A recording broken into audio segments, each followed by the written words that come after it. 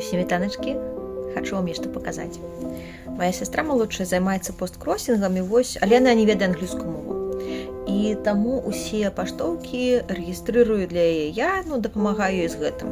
Вось яна зараз перадала стос, вось толькі ёй прыйшло, таму што яна хварэла, я яе не бачыла, за некаторы час назбіралася. І вось глядзіце, якая прыйшла паштоўка. Гэта паштоўка з Китая, але я не ведаю, ці будзе вам бачна. Не бачна, мусіць. Яна на беларускай мове. На беларускай мове, камон, прыйшла паштоўка з Китая. Вось, і прыйшла паштоўка не ад беларуса ў Кітаі, а ад кітайца, які знайшоў пераклад і напісаў кірыліцай на беларускай мове ліст для маёй сястры. Я што ў гэты посткросінг заходжу, каб паплакаць, блін!